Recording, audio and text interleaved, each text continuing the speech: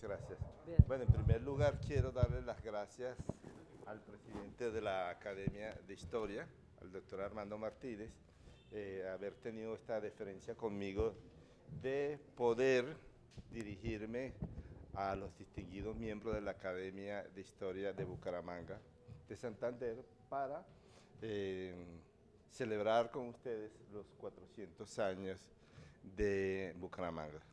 Y pues luego de escuchar a mi antecesor, el doctor Roberto Luis Caramillo, me queda muy difícil. Pues sí, voy a tratar. Pues respondiendo directamente a la pregunta, lo voy a hacer con una anécdota. Yo tengo el sueño de comprarme en Riguacha una lancha para cuando lleguen los amigos que me han anunciado que van para Riguacha, poderlos ayudar, ¿sí? Ofrecerles pescarle branches, mojarras, pargos. Esa lancha es muy costosa, pero como yo conozco a una persona muy ilustre de Bucaramanga, ¿sí?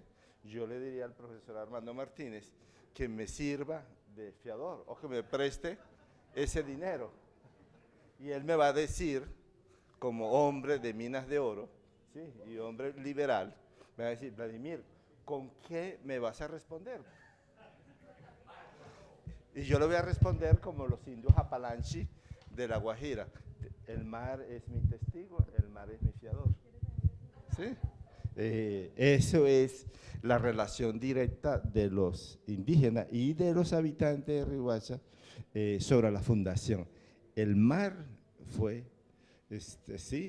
quien fundó Riohacha, ¿sí? En primer lugar. Y esa relación histórica se refleja en este tipo de anécdotas. Y yo he prestado a familiares en Uribia, que sé pues que ahí pues tendría que portarme como una persona liberal y decirles que no tienes para pagarme.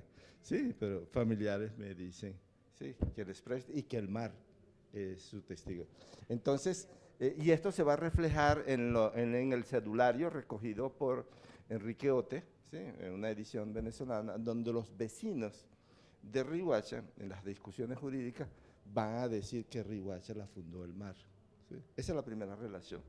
Bueno, lo segundo que quiero decir antes de leer las 3 hojas, que hice la tarea como me la solicitó el profesor Martínez, es que ustedes vivieron, yo con mucha indignación, viví cuando tumbaron muchos monumentos de las personas que realizaron el poblamiento. Estamos hablando de personas humanas que realizaron el poblamiento de Colombia. Y buscando inspiración, me leí la biografía de Bernard Lavalle, que se las recomiendo, con la cual comienzo yo acá mis palabras, y sobre la biografía de un hombre muy odiado hoy en el Perú. No me refiero al expresidente Castillo, ¿sí? Porque no vinimos a hablar de política, me refiero a Francisco de Pizarro, cuyo monumento fue sacado de la Plaza de Armas, ¿sí? De Perú, donde está la sede del gobierno peruano, pues de una figura del siglo XVI. En esa biografía de Bernard Lavalle sobre estas personas que hicieron el poblamiento, me llamó mucho la atención que Pizarro eh, era hijo de una criada, ¿sí? A diferencia de Hernán Cortés, no sabía leer ni escribir y por lo tanto él en su larga vida no le dio mayor aprecio a la escritura. Entonces hay partes de la vida de este gran, por decirlo en el lenguaje que estamos habituados, de este gran conquistador, de este gran poblador, ¿sí? Que son oscuras. Cuando él llega a la isla de la Española, como muchas personas que vinieron a buscar la suerte, ¿sí? Como los personajes que estamos hablando, que vinieron a buscar la suerte, él llega a la Española y justamente en el Caribe se le va a cambiar la vida a este personaje, ¿sí? Porque en la Española se está dando una situación que está llegando mucha gente, ¿sí? A la isla, ¿sí? Y se está sobrehabitando la isla, ¿sí? Sobre todo porque al principio una parte, unos 30 años, 40 años, una parte de la isla está en manos de los caciques, ¿sí? Ya el peso, como hablan los ecólogos, el peso para sostener esta población flotante que está llegando, buscando la suerte, ¿sí? Se les ocurre, ¿cómo hacemos para liberarnos de ellos? No sabes leer y escribir, es hijo de una criada, ¿sí? Ni siquiera el padre le dio el nombre porque era un guerrero, ¿sí? Él adquirió ese nombre de Pizarro, el padre era un hombre guerrero y no tiene tiempo. Y entonces cuando deciden en la isla, bueno, ¿y a quién vamos a sacar para desocupar esta isla? Porque había muchos conflictos, ¿sí? Entre ellos, ¿a quién cree ustedes que van a sacar? Al hijo de la criada que no sabe leer y escribir, que gran parte de sus historias presentes es desconocida, una parte, no lo que sucede con Hernán Cortés. Entonces los tiran, ¿sí? De una manera amable de decirles que se larguen de acá y que el mar pues los devore. Y los llevan, ¿sí? Ahí entre Santa Marta y Cartagena, ¿sí? A ese desconocido, ¿sí? Y pues los primeros encuentros son terribles con la población indígena y le dicen amablemente a Pizarro, que es un tipo desconocido, bueno, aguante aquí 50 días. Ya venimos por usted, ¿sí? Ya venimos, quédese aquí. Y esa es la suerte de Pizarro, ¿sí? Justamente del hijo de la criada, porque no resiste 50 días, sino que resiste 3 meses, en medio de un terror de la población, ¿sí? Indígena, ¿sí? Había uno de ellos que fue flechado con flechas venenosas, y entonces cuando los españoles ven a este tipo, con la cara hinchada, totalmente desfigurada, ¿sí? Se aterrorizan, y es ahí donde va a demostrar Pizarro su don, estos grandes pobladores del siglo XVI, y resuelve en las barcazas que están ahí, no cabe todo el mundo. Bueno, ¿y a quién sacamos? ¿A quién metemos y a quién sacamos? Él sabía que si empezaba a decir, estos salen, se les iba a revelar. Entonces, que sean los indios y el hambre que resuelva quiénes pueden entrar. Y efectivamente así sucedió, ¿sí? Y logran irse, otra vez a la Española, los que sobrevivieron, y a mitad de camino son salvados y llorando, dice Le Bernard Lavalle, piden que lo lleven a la Española, por favor, que era el sitio de civilización. ¿Qué carajo que van para la Española? Los vamos a llevar para Urabá, vamos a fundar allá, ¿sí? Y vamos a descubrir el Mar del Sur. Hoy para los historiadores es un gran hecho, pero a ellos no les interesaba ningún Mar del Sur, les interesaba buscar oro. Entonces, este señor, que fue la oportunidad para hacer una reflexión breve, ¿sí? Sobre Riohacha, eran figuras como muchos colombianos de hoy en día, ¿sí? Que han vivido años tumultuosos de la historia de Colombia, ¿sí? Estamos muy cercanos a esos personajes que fueron los pobladores, ¿sí? Y ya sabemos que después de 20 años de estar en ese tipo de aventuras, Pizarro, ya siendo un hombre viejo para el siglo XVI, es decir, de 46 años era un hombre viejo, pensando que ya había que usar gafas, no las podía usar, quizás un letrado tendría, ¿sí? Dios lo premia, su insistencia, su persistencia, con el rico Perú, ¿sí? Y este personaje que hoy es despreciado, es una figura que su propia historia nos acerca con él. Entonces yo leí esa biografía, ¿sí? Para tratar de responder a esa pregunta, y resultó esto, partiendo que Riohacha le debe su fundación es al mar, es decir, a las perlas, ¿sí? Las perlas y la fundación del Río de la Hacha. Bernard Lavalle escribió en la biografía del conquistador Francisco Pizarro que siguiera la vida de este hombre, nacido en el seno de una cierta marginalidad social por el hecho de su bastardía, y que terminó realizando una gran epopeya con sangre y horror. Es una manera de conocer los primeros 50 años de lo que hoy llamamos conquista, y revela los problemas, las esperanzas, los titubeos, los éxitos, los horrores y los fracasos de una época determinante, tanto para España como para el llamado Nuevo Mundo, las Indias. Quizás podríamos decir lo mismo acerca del trajinar de muchos conquistadores que recorrieron las costas del Caribe y del interior de lo que hoy es Colombia, en aquellos años que Lavalle los llama sin ningún empacho oscuros. Uno de ellos fue Alonso de Ojeda, quien andaba en la busca de perspectiva y de una fortuna más tentadoras, como Pizarro, quien finalmente le encontró 20 años de andar por la Española, el Darién, Panamá. Además que me gusta mucho la personalidad de este Pizarro porque es un hombre que sabe vivir el momento. Es decir, si hay alguien que le obedece a un jefe, fue Pizarro. Él sabe obedecer al jefe, sabe recibir la orden y de cumplirla. Eso va a ser lo que le va a cambiar la vida. En 1499, Ojeda, quien había partido como Pizarro de la isla de la Española, llegó a las costas Guajira y luego en 1508, por capitulación del rey, marcha al Urabá como gobernador, buscando encontrar fortuna en aquellos primeros años. Como escribe Carlos Sempa Sadurian, la población indígena fue sometida a una gravosa subordinación por parte de los europeos y la cual se expresó a través del régimen de encomiendas. En el Caribe, la explotación de perlas fue una de las primeras actividades económicas de dicha subordinación. Desde muy temprano en el siglo XVI, los europeos iniciaron una afanosa búsqueda de perlas, para lo cual requirieron andar por las costas de tierra firme a rescatar con los indios del Caribe.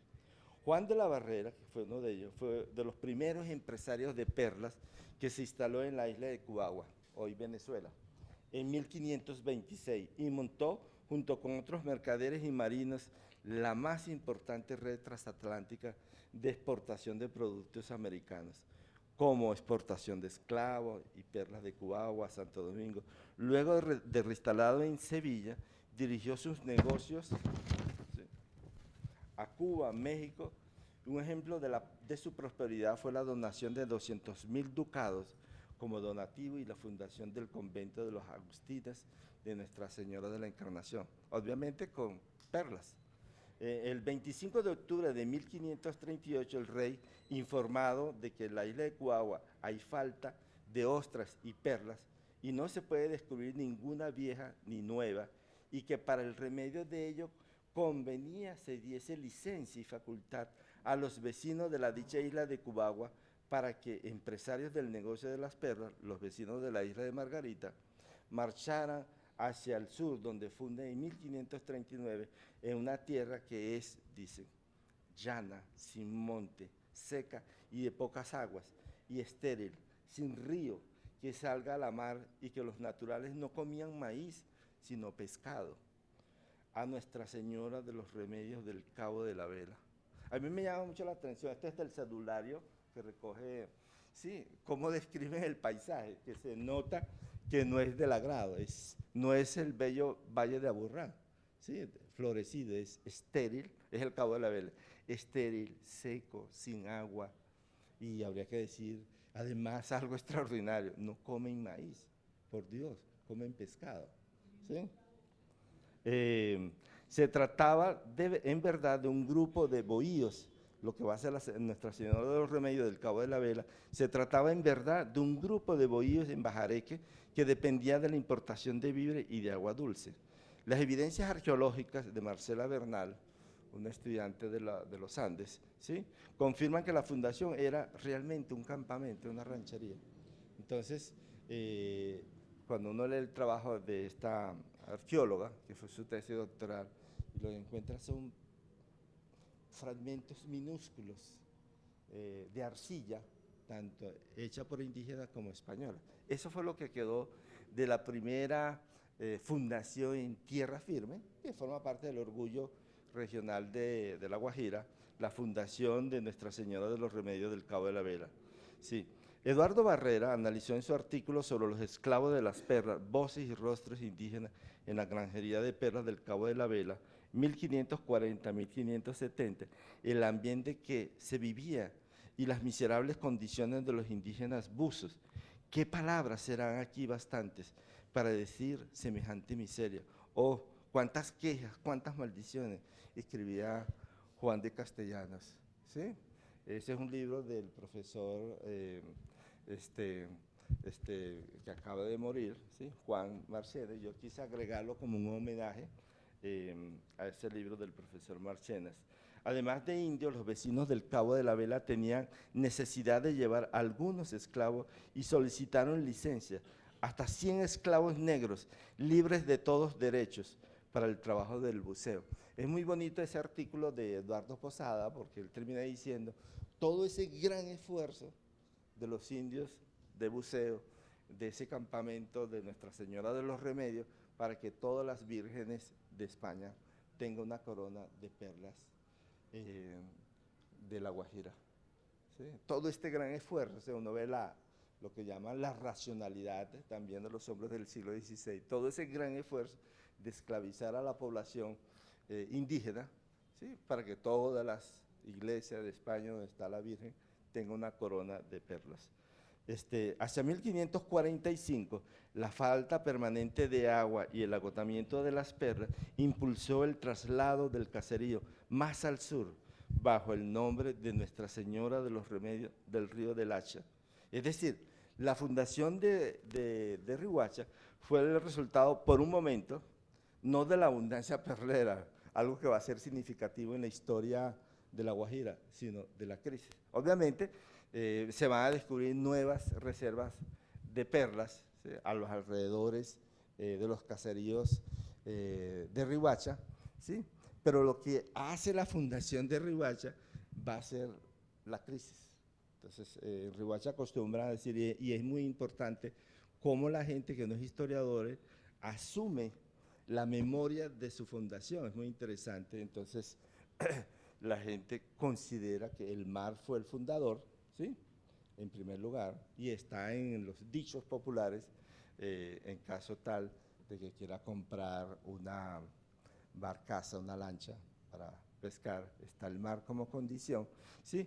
Y además el orgullo en esa construcción de la memoria, en que no fue ningún conquistador, ¿sí?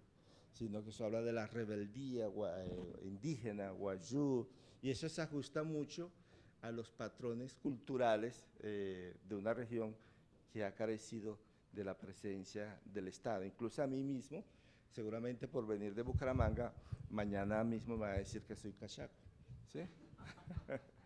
Muchísimas gracias, ¿sí? Sí. Tenemos tiempo para muchas preguntas. Como ven, este es un caso absolutamente distinto, como que nadie de Riohacha está en otro mundo, porque Colombia es un país de regiones, como siempre se ha repetido, o de muchos países. Este es otro país. Este es la ciudad que vino por las perlas, por el mar. Pero ahora dices, cuando se acabaron las perlas. Sí. Joaquín.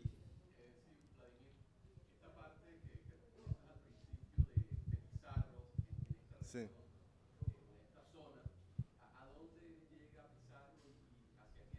Sí, no tengo presente el año, fue a principios del siglo XVI, ¿sí?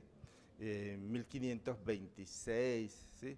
Pero en el libro de Lavalle son los primeros 50 años en que ellos llegan del español. El punto era del español y había que hacer contactos con tierra firme, con las costas, ¿sí?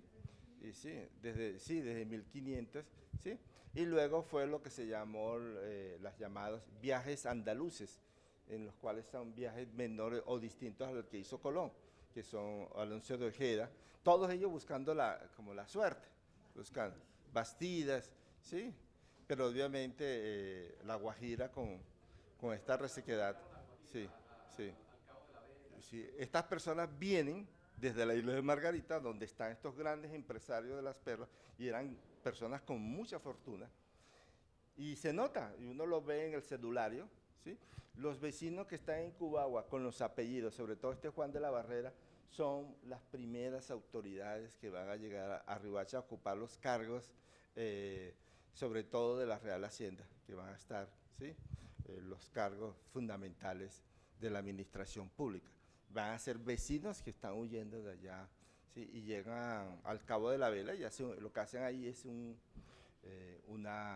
campamento realmente. Pues los trabajos arqueológicos que han mostrado es que eso no fue ninguna construcción, no es una fundación y no se erige nada, es un campamento, ¿sí? Y luego cuando se acaban esas perlas, dice vámonos más al sur, ¿sí? Y es Riohacha, Rodrigo Llano. Nuestra Señora de los Remedios del Río de Hacha, ¿sí? Hazme un favor, antes de Riohacha hubo un centro poblado que había dejado Ojeda. No, Ojeda pasó por ahí, ¿sí? Ojeda pasó por ahí, sí, muy temprano. No. Eso fue muy leve, pero eso no fue realmente, sí, lo que se recoge es el de Nuestra Señora de los Remedios, ¿sí? Y el del Cabo de la Vela y luego Riohacha, ¿sí? Sí. Lidia. En 1525 está Pizarro en la isla del Gallo, hacia el sur, en el mar del sur. Lo otro que yo encuentro, el nombre o el término, Río de la Hacha, hasta en documentos del siglo XIX. Sí. Esa es la aclaración o puntualidad. Sí, sobre eso hay una anécdota, sí, que salieron a buscar agua y el indio que dio la pista donde había lo que hoy se llama el río Ranchería, sí, lo cambiaron, hubo ahí un rescate, un cambio para que dijeran dónde estaba. ¿Sí? Sí. Consuelo.